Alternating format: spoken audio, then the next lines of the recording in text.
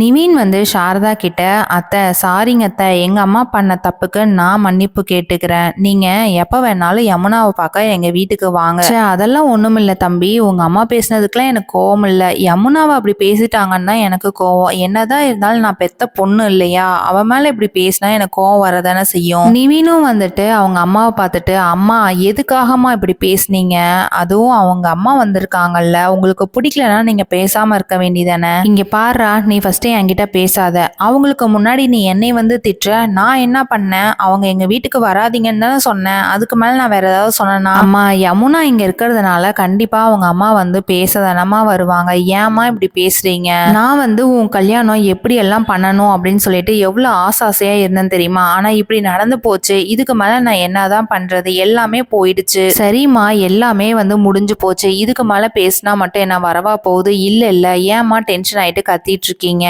எப்பயும் போல இருங்க. டேய், நான் உன்கிட்ட எது பேசினாலும் நீ யமுனாவுக்கும் அவங்க வீட்டுக்கு தாண்டா சப்போர்ட் பண்ணி பேசுவ.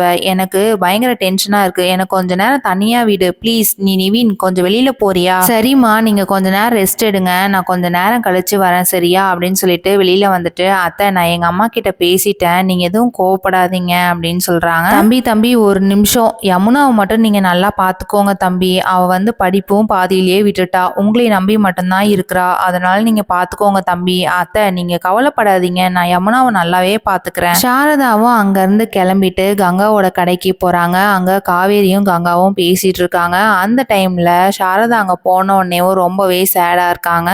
அம்மா என்னம்மா இந்த பக்கம்லாம் வந்திருக்கீங்க அப்படின்னு சொல்லி கேட்குறாங்க.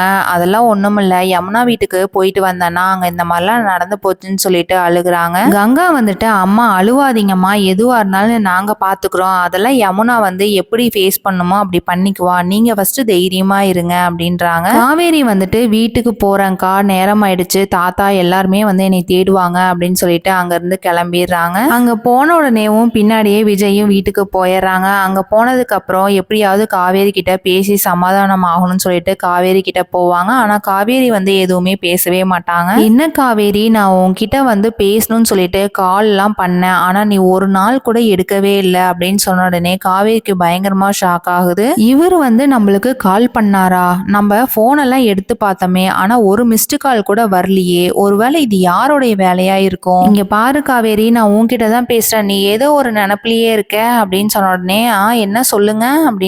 சரி, நாமளே கொஞ்ச நாள் கழிச்சு தான் மீட் பண்ணிருப்போம், நம்ம கொஞ்சம் அவுட்டிங் போலாமா, மகாபலிபுரம் வரைக்கும் போயிட்டு வரலாமா அப்படின்றாங்க. காவேரி இதனால என்ன முடிவு பண்ண போறாங்கிறத வெயிட் பண்ணி பார்க்கலாம். தேங்க்ஸ் ஃபார் வாட்சிங்.